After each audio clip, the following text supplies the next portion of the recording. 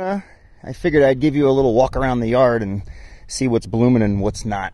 So this I think is called choke cherry. I don't think the bees like it very much. This little dude here, fern bush, when it starts blooming, that's last year's flowers right there. When it starts blooming, there'll be bees all over that all summer. So that's pretty good. Of course, the dandelions are blooming. We got them for years. There's a lupin coming up. Lavender, that'll be up later. That's more like a July. That's a whole corner of lavender. The bees like that too.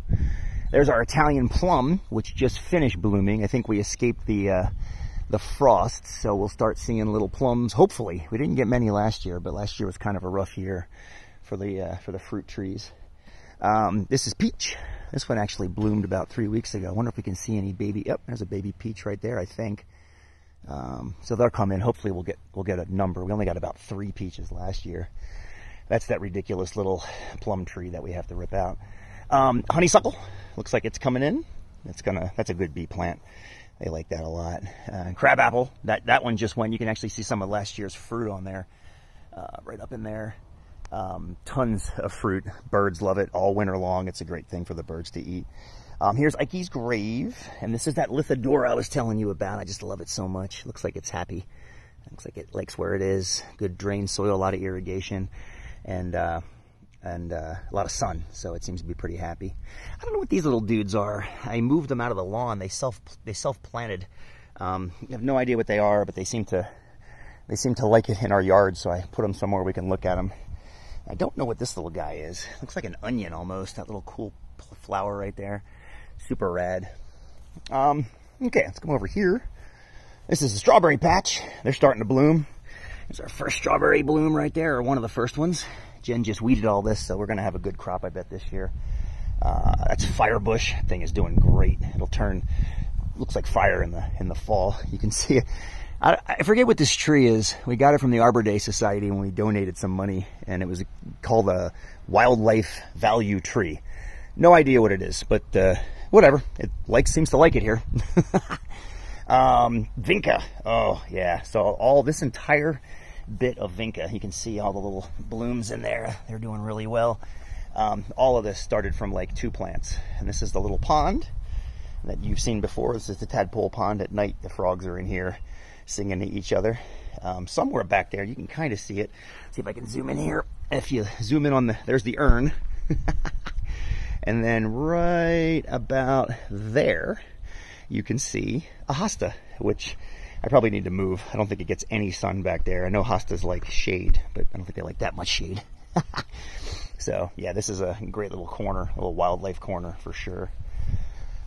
Spirea there, and blue spirea, that'll all bloom later in the summer. Super pretty. The bees love it, and then the birds eat the seeds once they go to seed. There's some old seed pods from last year in there. A lot of columbine coming. Hasn't bloomed yet, but it'll be up when it's ready, when it's good and ready. It's always pretty to figure out what colors we get. I always forget what colors we get. Some more lupin there, starting to come up.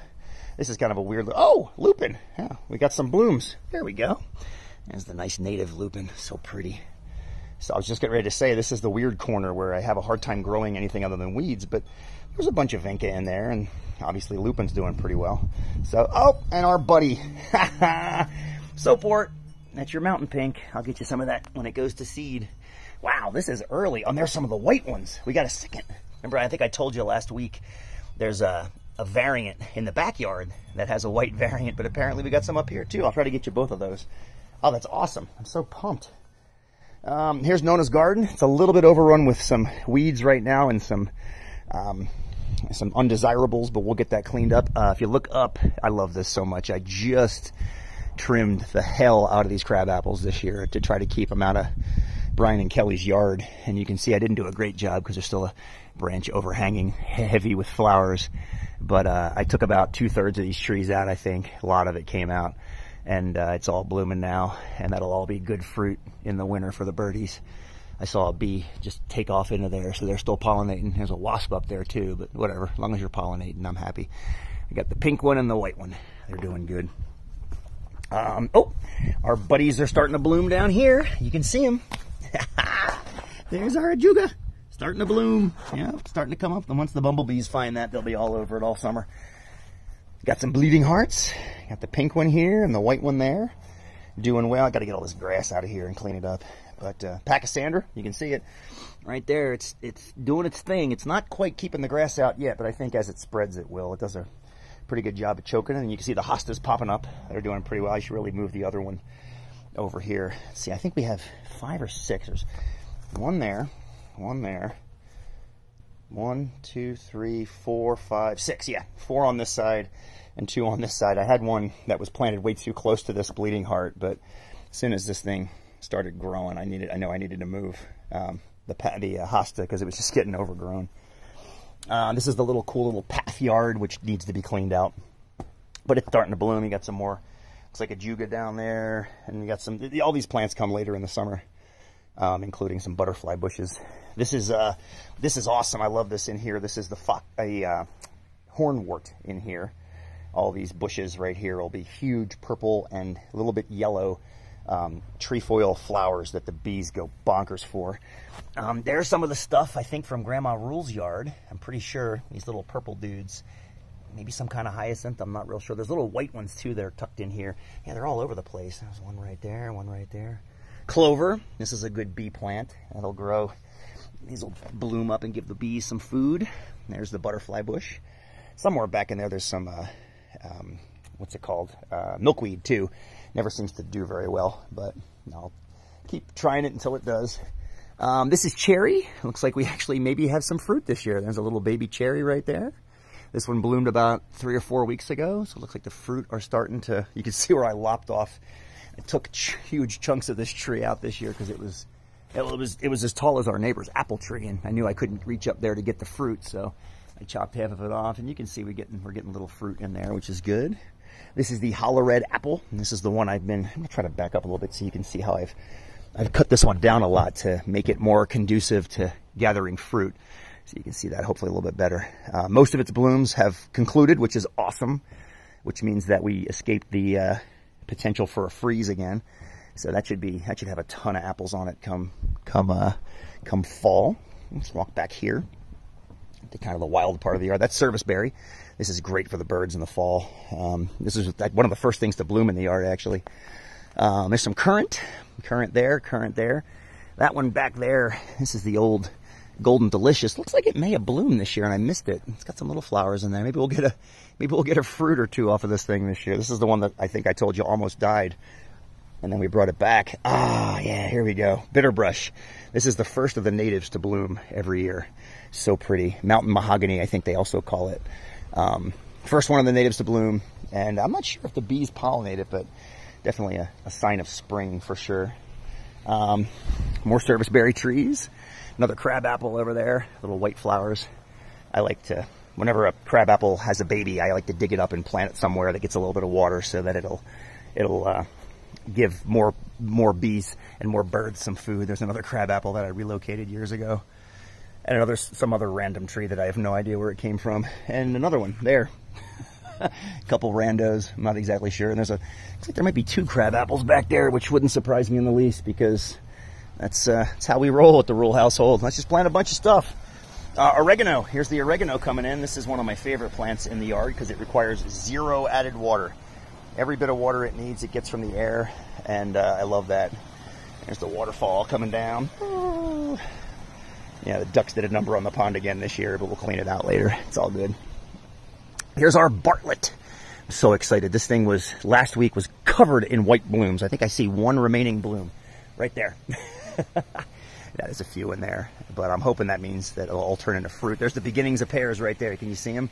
Right there. They start by growing up, and then as they get heavier, they fall over. Totally awesome. So I'm hoping we have hundreds of Bartletts this year because they're my favorites. And we didn't get hardly any. I think we got 1 Bartlett pear last year, so it'd be awesome to get a few. Here's the Bosc, the other pear. There's some blooms there. The Bosc and the Bartlett they pollinate each other, so you need them in pairs. Apparently, that's what I was told anyway. And we're gonna have, well, hopefully these things develop. I mean, lots of fruit showing up on these branches. Now the key is if we can keep them alive long enough to actually finish their blooming. So Bosc and Bartlett, yay! Hopefully they stay with it. There's that's the the snow bush that you helped me relocate. There's the flowers coming. And you remember, I don't know if you remember, this thing was about that big when we transplanted it. And now you can't even see it down there. It's so gnarly. I mean, that's as tall as me, Mom, and probably 15 feet across. So high wildlife value. Bees are all over it all summer long when it blooms, and it's probably going to bloom in about 3 weeks. Totally awesome. Compost pile always looks like a disaster, which probably means I'm doing the right thing. Random ass, what the hell is that? Rhubarb. I made the mistake of buying 7 rhubarb plants. You only need 1. They grow anywhere. Some little rando strawberries I put up here in the hanging beds. These are vanilla berry. It's a type of raspberry that I think we mutated. So I took some clippings this year and I'm trying to grow them in here. Here's the cold frame. So this is the cold frame right now. I got 3 clippings from the vanilla berries. They look like they're doing okay. The fern bush doesn't look like it's doing great. We'll see if it takes. And then I took a couple clips off of a climbing honeysuckle that the hummingbirds love. So I'm going to see if I can grow some more of those and plant them. There's our marionberry patch, which is completely unruly. And it's been harder to harvest them since we put this trampoline in, but still pretty awesome. It's nice to have it. This is the butterfly bush. It will bloom later in the summer for all the swallowtails. It's an invasive species. You can't even buy these in Oregon anymore. They've been rated as invasive, but we bought it 20 years ago when they weren't. So it's beautiful. Purple, like I said, the swallowtails and the bumblebees love it. The mountain ash is starting to bloom. Those will be big red berry patches by the time they come in full fruit, and the birds just will pick apart. Most of this stuff just fruits, like the ash and the crab apples and things like that. They'll fruit service berries, and then the birds will have them all winter long to enjoy, which is awesome. It's so much fun, and like a snowy day looking outside and seeing the birds picking away at the crab apples out of our bedroom window. This is a Honeycrisp tree. It's actually doing really well this year. This one gave us about a dozen apples last year. They were all really small, and a lot of them had worm damage.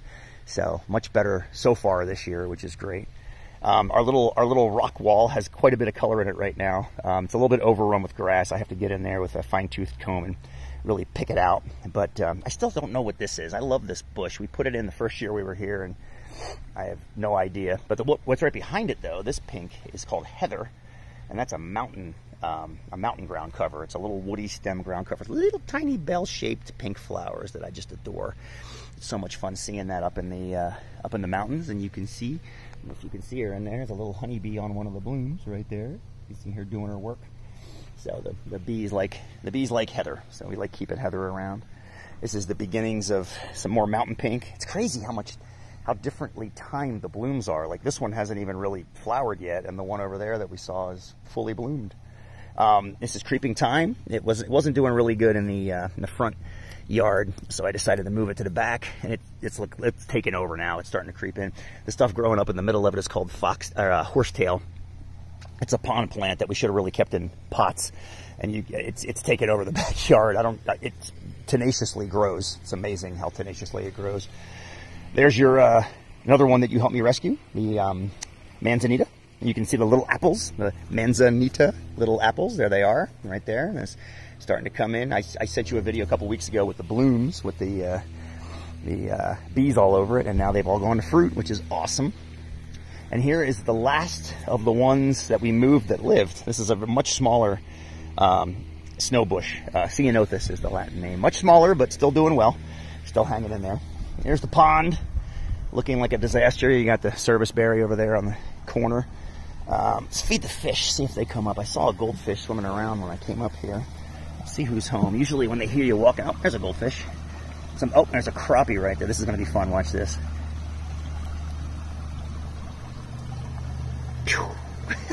I don't know if you just saw that. That's Max's rescue crappie taking some salad shrimp. There they go again. You can see them as the goldfish eat very daintily, and the crappie eat extraordinarily aggressively. There's also some catfish down there that he rescued that are taking some shrimp off the plate. So I don't know how easy this is for you to see, but these fishies are loved. That is a beautiful, I don't know what it is. I took it out of Hosmer Lake years ago. It will bloom with purple stalks come July and August, and the bees will pollinate it. Here and here in the back there, we've got Easter lilies, which are awesome. This is a cattail garden right here. Got some grasses over there. Jen got me a lot of cool pond plants last year. I hope that all come back. That one looks like it might not. A lot of lily pads. They'll have nice blooms for the summer too.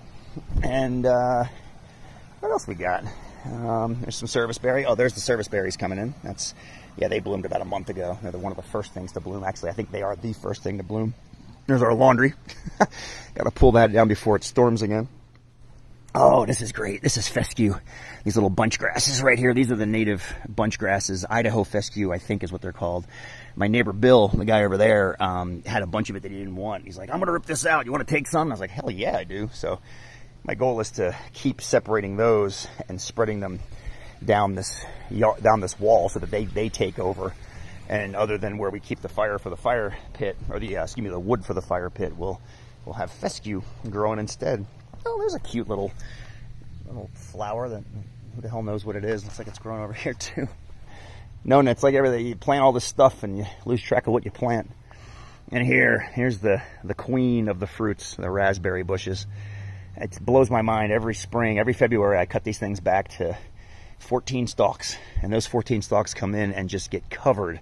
Those vines will be buzzing in about a month with blooms as the bees pollinate them. So there you go. That's our yard and everything that's in it right now. It's a fun place to be. Max loves it. He tells me often how much he loves being back here, and I love being back here with him. So love you, and I'll talk to you soon. Bye, Nona.